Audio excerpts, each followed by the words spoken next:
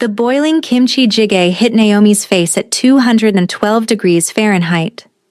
She felt her skin blister before she even registered the pain, before she could scream, before she understood that Mrs. Shin had just thrown an entire pot of stew.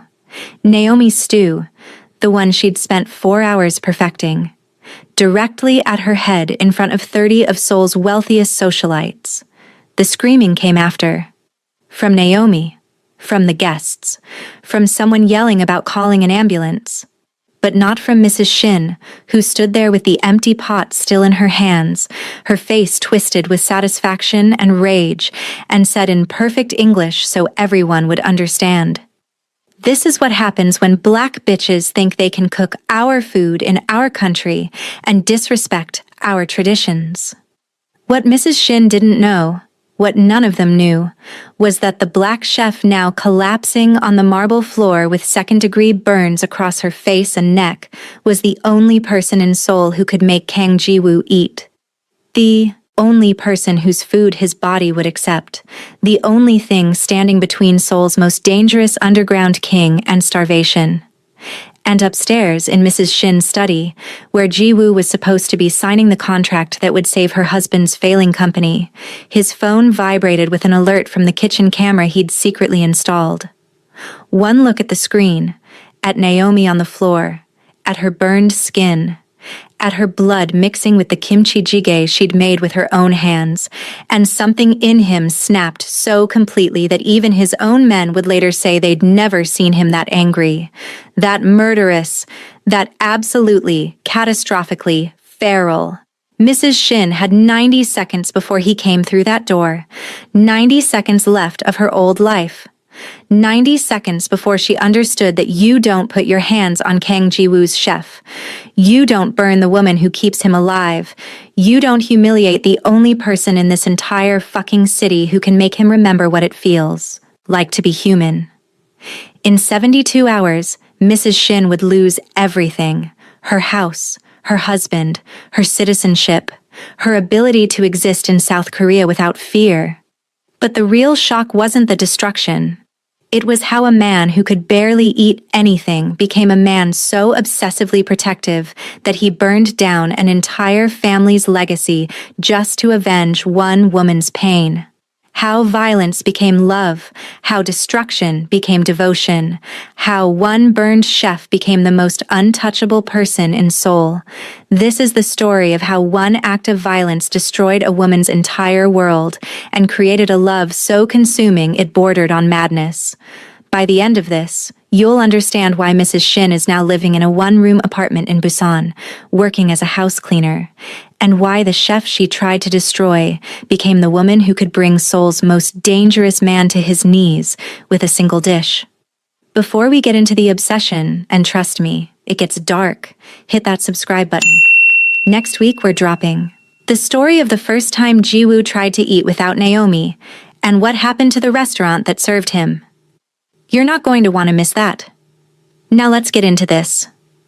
Naomi woke up to hands on her wrist, gentle, trembling slightly. She forced her eyes open through the medication haze and saw him. Kang Ji-woo looked like he hadn't slept in days. His perfect suit was wrinkled. His hair, always immaculate, fell across his forehead. And his eyes, those cold, calculating eyes she'd only seen in passing at random events, were wet. "You're awake." His voice cracked on the second word. Her face was on fire. Her throat felt raw. She tried to speak and tasted blood and burn cream and something medicinal that made her want to gag. "Don't talk." His thumb moved in circles on her wrist, like he was checking her pulse, like he needed proof she was alive. "The burns are second degree, some third on your jawline. They brought in the best plastic surgeon in Seoul. You're going to be fine. His voice broke completely. "You're going to be fine." She didn't know this man. Not really. She'd cooked for events he attended, watched him from kitchen doorways, noticed the way he never finished anything on his plate, never seemed to enjoy food the way other people did. But she didn't know him. So why was he holding her hand like she was the only thing keeping him alive? Here's what nobody tells you about chasing dreams in foreign countries. You can be the best at what you do and still starve. Naomi counted the bills at 2 a.m., $247. That was it. That was everything standing between her and a plane ticket home, with her tail between her legs. 3 days until rent. $800 for a shoebox in Itaewon that smelled like mold and broken promises. Her phone buzzed. Another rejection. Another. We've decided to go in a different direction. That really meant we didn't expect you to be black. She'd been eating 50-cent ramyeon for 6 days. Her body was showing it. Weight dropping off. Hair losing its shine. Hands shaking when she tried to prep ingredients for the few clients she still had. The irony would have been funny if it wasn't so devastating. A professional chef. Literally starving in one of the world's food capitals. Her grandmother's voice played on loop in her head. Baby, come home. You've got nothing to prove. But that was the problem. She had everything to prove. How long have I been out? Naomi's voice came out like sandpaper. 18 hours. Jiwoo still hadn't let go of her hand. You had a reaction to the pain medication. Your body shut down for a while. I thought... He stopped. Breathed. I thought I'd lost you. You don't even know me. I know you. His eyes met hers. Dark. Intense. Slightly unhinged. I know you better than you think.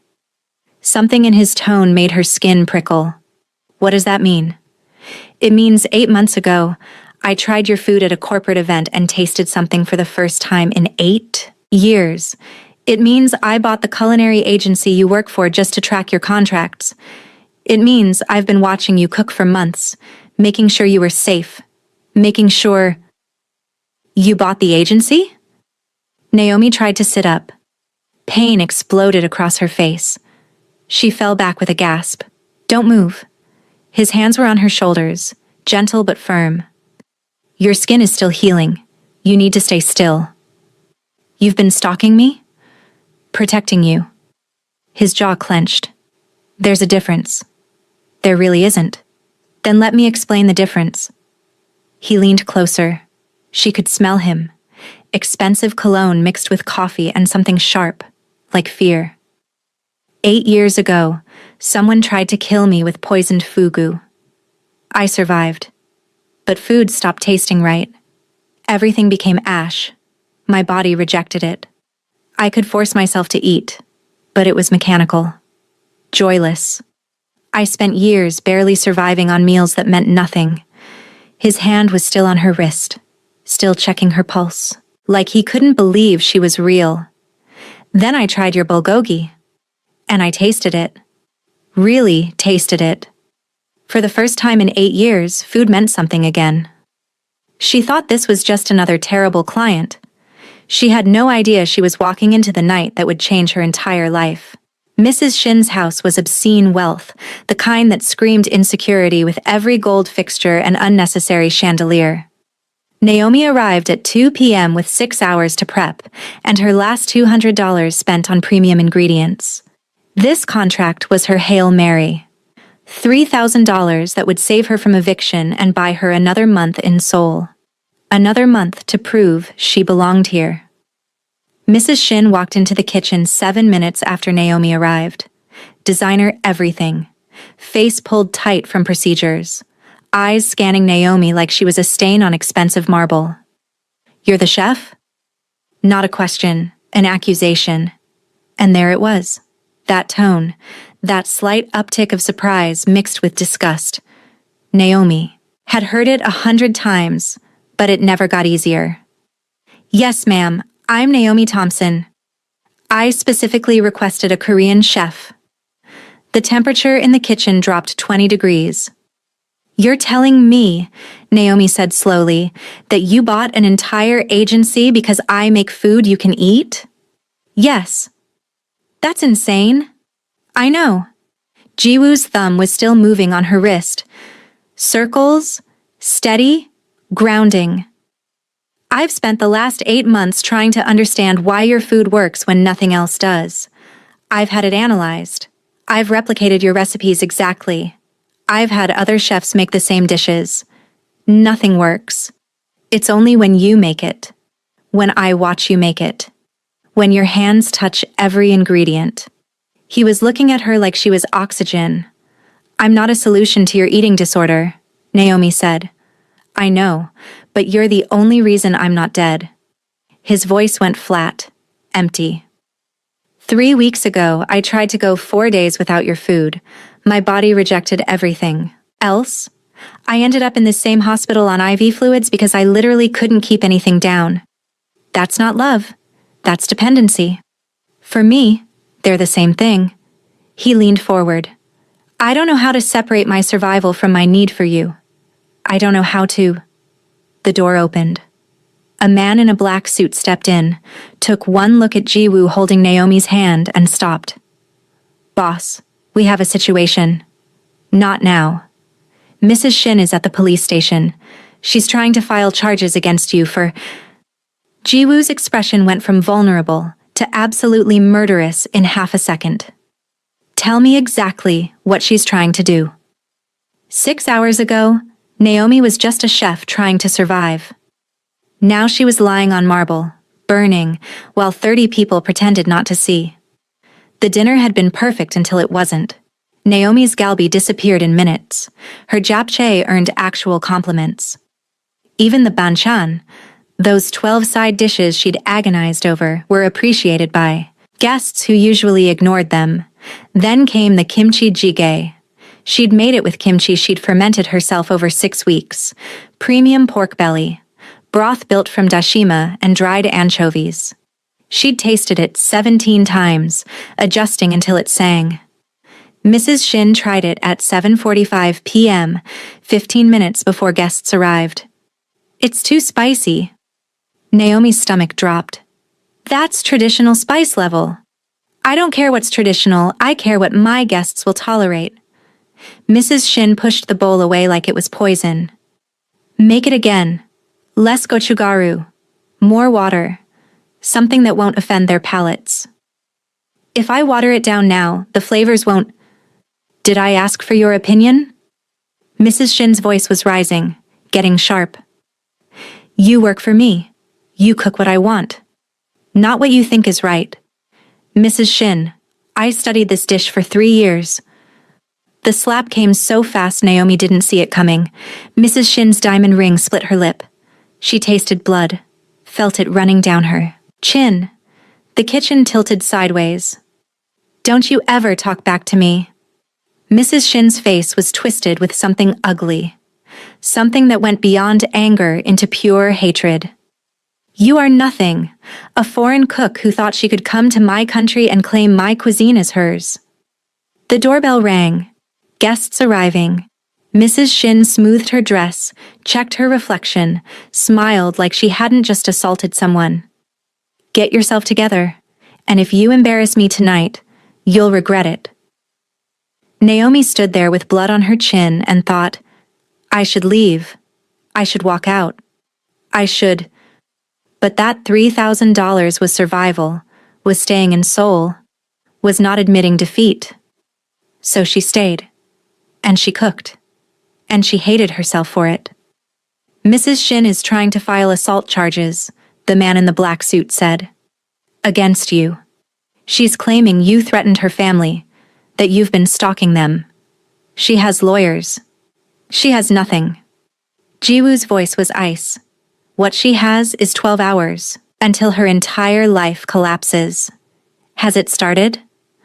Phase 1 completed. All accounts frozen, credit cards declined, the house lion is processing. Good. Jiwoo looked at Naomi. I need to handle something. I'll be back in an hour. What are you going to do? Naomi's voice was weak, but steady. What I should have done the moment she put her hands on you. He kissed her forehead, gentle, reverent. Then he was gone, and the man in the black suit followed. And Naomi was alone with the distinct feeling that somewhere in Seoul, Mrs. Shin's world was about to end. Here's what people don't understand about Korean underground power. It doesn't destroy you with violence. It destroys you with systems. with documentation, with making you disappear without a single bruise. Mrs. Shin was washing Naomi's blood off her hands when her phone rang. Mrs. Shin, this is Shinhan Bank. We need you to come in immediately. There's been irregularities in your accounts. What kind of irregularities? All of your accounts have been frozen pending a fraud investigation. Her stomach dropped. That's impossible. There's no fraud. I haven't. The investigation was initiated by the Financial Supervisory Service. It's out of our hands. Until it's resolved, you won't have access to any funds. She hung up, called her husband. Did you do something with our accounts? I got the same call. His voice was tight with panic. I'm heading to the bank now. This has to be a mistake. It wasn't a mistake. In the next hour, credit cards declined, investment portfolios liquidated, cryptocurrency holdings vanished, business accounts frozen, every single digital asset they owned, gone, clean, surgical, impossible to trace. The kind of thing that required unlimited resources and zero conscience. The kind of thing Kang Jiwoo had been doing for years. When Jiwoo returned an hour later, he looked calmer, more settled, like he'd taken out the trash and could finally breathe again. He sat beside Naomi's bed and took her hand again. That same gentle grip, that same need to check her pulse. Tell me about the poisoning, Naomi said. All of it. He was quiet for a long moment. Then, I was having dinner with my mother. She made kimchi jjigae. Her recipe. The one she made every birthday. But she was sick that year. Couldn't cook. So I went to a restaurant instead. His hand tightened on hers. They served fugu as an appetizer. Someone in the kitchen made a mistake, or someone paid them to make one. I still don't know which. His voice was flat, empty. I nearly died. Spent 3 days in ICU, survived. But something in me broke.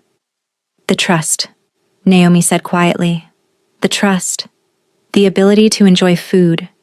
The ability to taste anything without my body treating it like poison. He looked at her. For 8 years, I've been surviving on meals that meant nothing. Eating because I had to. Building a food empire I couldn't even enjoy.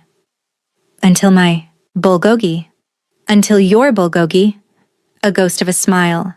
You have no idea what it felt like. That first bite. Actually tasting something, wanting more, feeling human again. So you bought the agency. So I bought the agency. And I watched you. And I vetted every client. And I installed cameras because after Itaewon... He stopped.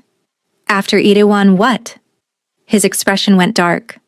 A customer grabbed you, left bruises, called you a slur. Nobody did anything. Naomi remembered. 6 months ago. The drunk businessman who'd grabbed her arm so hard she'd had fingerprint bruises for a week. How do you know about that? Because I bought that restaurant the next day, fired everyone who'd been working, blacklisted the customer from every establishment in Seoul. He met her eyes, and I decided I was never letting anyone hurt you again. She made one critical error that night. She served the truth instead of what Mrs. Shin demanded. It nearly killed her, but it also saved her. The guests arrived in clouds of expensive perfume and designer labels. Naomi served the banchan, watched them pick at it like it might bite back. The galbi disappeared quickly.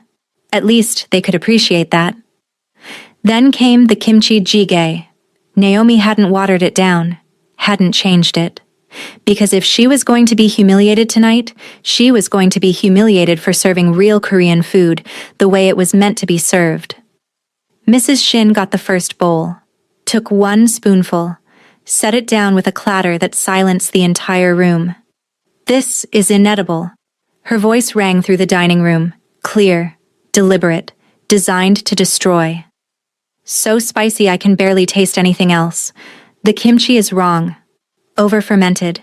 This isn't how kimchi jjigae is supposed to taste. 30 pairs of eyes turned to the kitchen doorway, to Naomi standing there with her split lip barely concealed.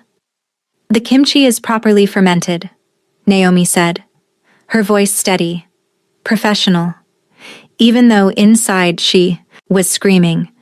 6 weeks. Traditional method. The spice level is authentic. Authentic? Mrs. Shin's laugh was a weapon. You think you know authentic? Some American who took a few cooking classes? I've studied for 8 years. You've played at studying. Mrs. Shin stood. The room held its breath. You've convinced yourself that reading recipes gives you the right to touch Korean food, but it doesn't. She picked up the bowl, the kimchi jjigae, Naomi's masterpiece, still bubbling in the stone pot. This garbage is exactly what you deserve. She threw it. Time slowed down. Naomi saw the bowl arc through the air, tried to move, wasn't fast enough.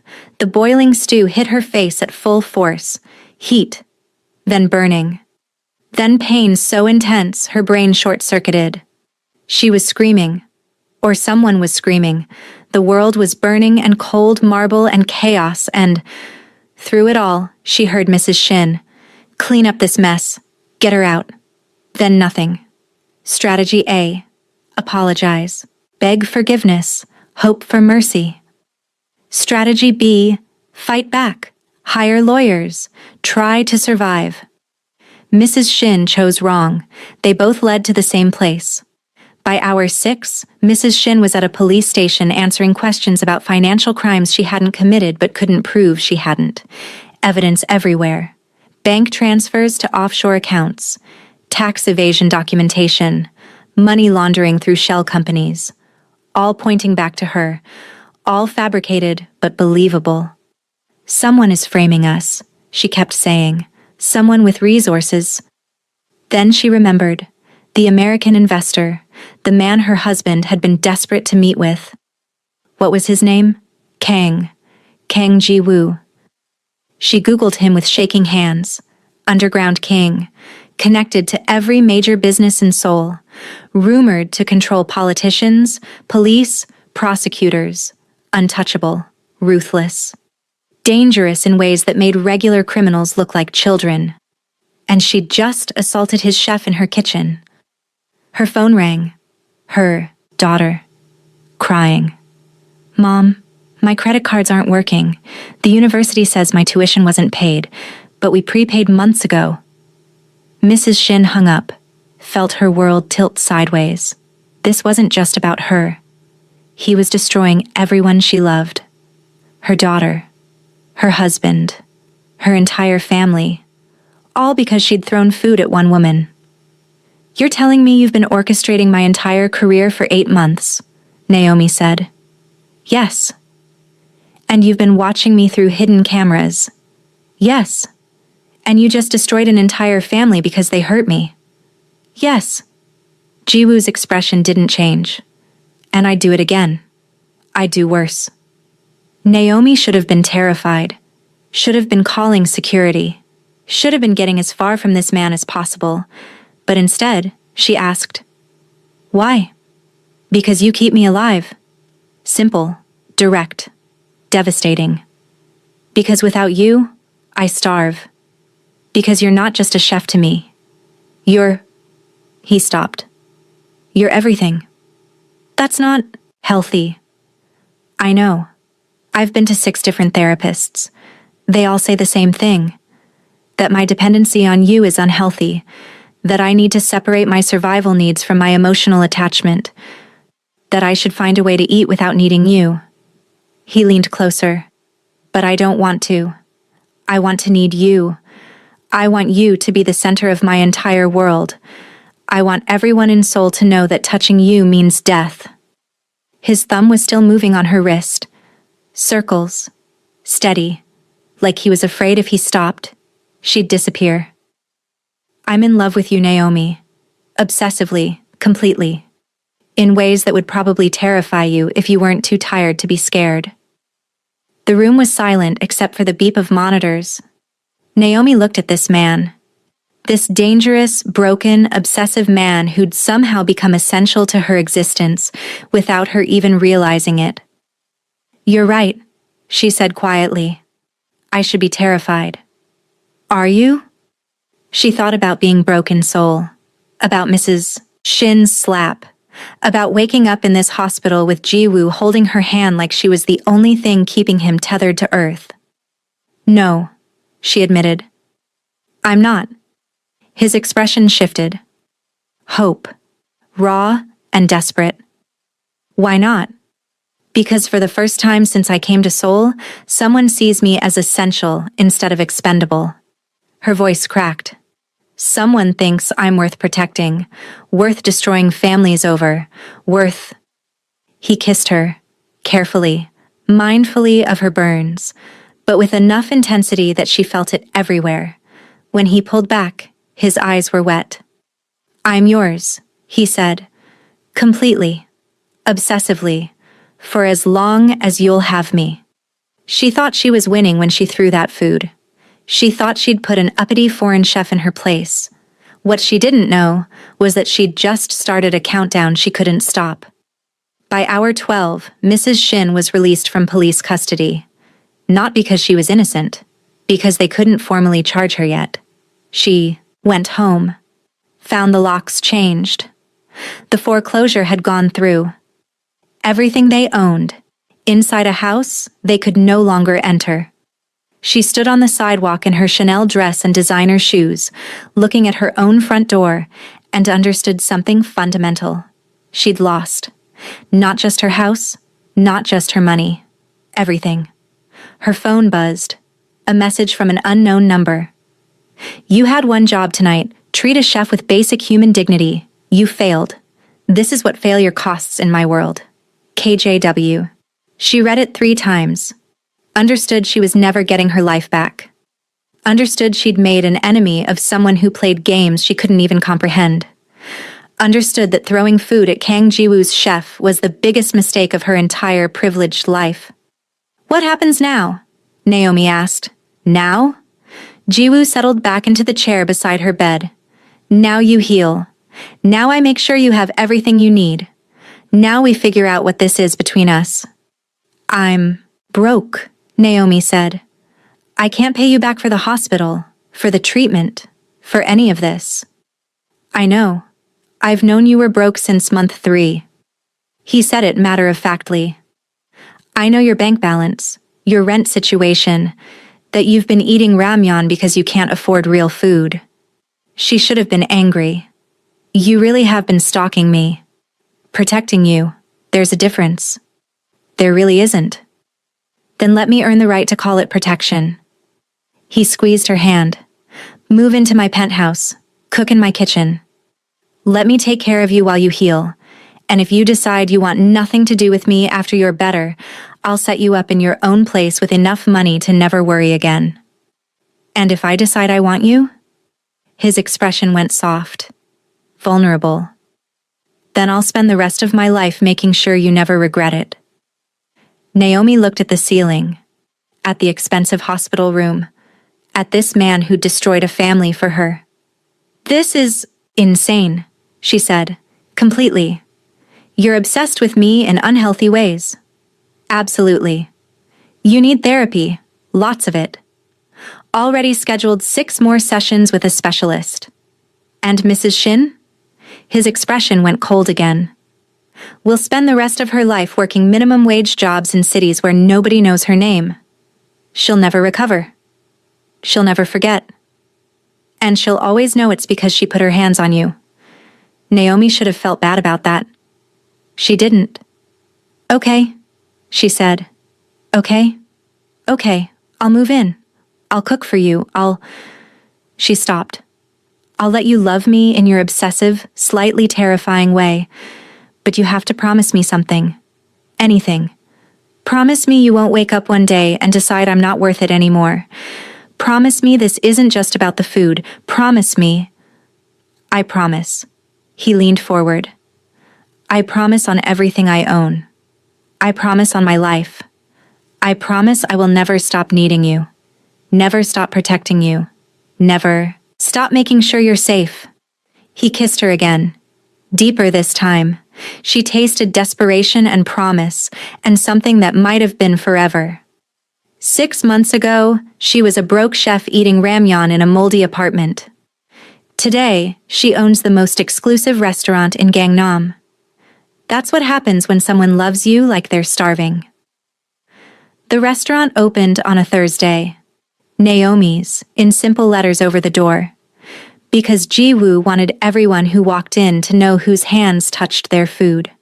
The menu was everything she'd dreamed of, Korean techniques with Southern soul food influences, kimchi fried chicken that made people weep, collard green kimchi that confused and delighted, gochujang mac and cheese that shouldn't work but did, food that was unapologetically both, Korean and Southern, traditional and revolutionary.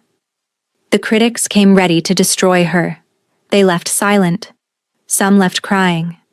All left changed. The reviews came out the next day. 5 stars. Keys of them. The best Korean food in Seoul. Revolutionary cuisine. A chef who understands that food has no borders. Ji-woo sat at the same seat every night. Bar stool. Direct view of the kitchen, eating everything she made. "How does it taste?" she asked one night after service. "Like coming home?" He smiled, that rare, genuine smile. "Like every good memory I have, like love. It's just stew." "No, it's your stew, made by your hands, which means it's everything." One night, Naomi looked up from the kitchen and saw her, Mrs. Shin, standing outside the restaurant window, staring in. She looked diminished, small, worn clothes, the kind of small that came from losing everything and realizing it wasn't coming back. Naomi's hands stopped moving. Ji-woo followed her gaze. His expression went cold. "I'll handle it." "No." Naomi grabbed his arm. "Let me." She walked outside, faced the woman who'd burned her. Mrs. Shin looked like she might cry. "I'm sorry. I know it doesn't mean anything. I know it doesn't fix what I did. But I'm sorry." Naomi looked at her. At the burn scars on her own face that had faded but would never fully disappear. At the restaurant behind her that existed because this woman had destroyed her. "I forgive you," Naomi said. Mrs. Shin's eyes filled with tears. "You... what?" "I forgive you. Because holding on to anger takes energy I don't want to spend. Because my life is better now than it was before. Because..." She paused. "Because I'm happy, and you're not. And that's enough.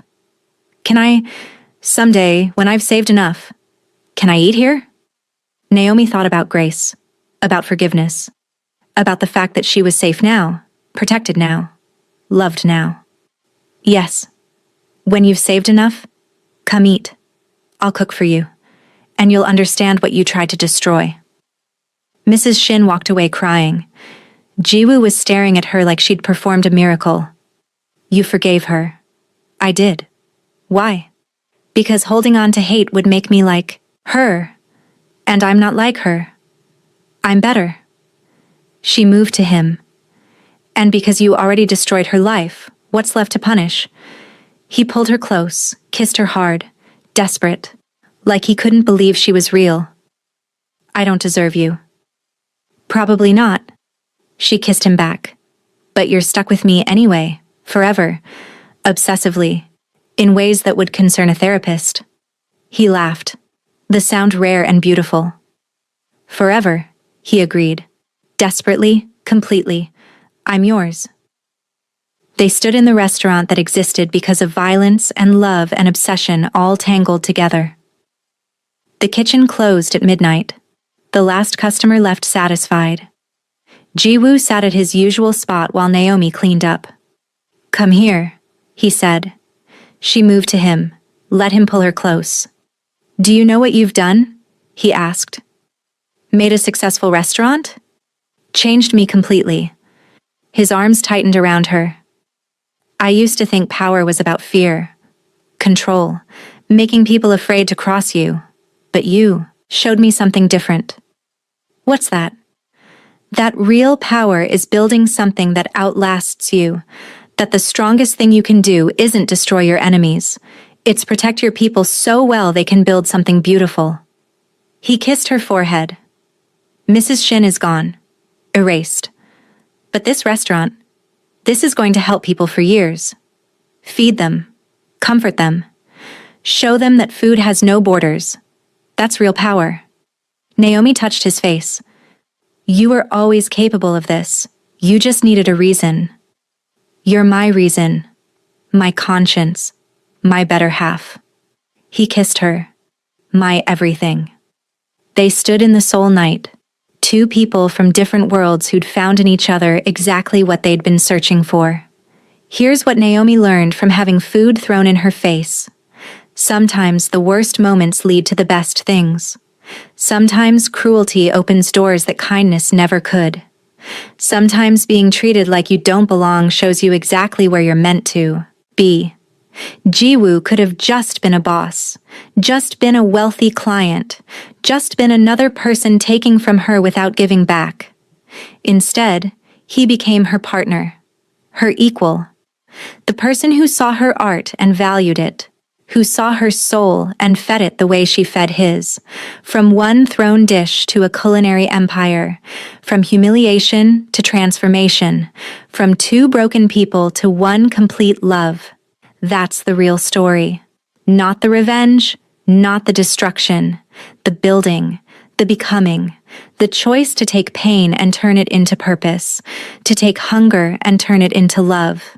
And as they stood in their restaurant, as Jiwoo held her close and whispered promises about tomorrow and forever, Naomi understood something fundamental.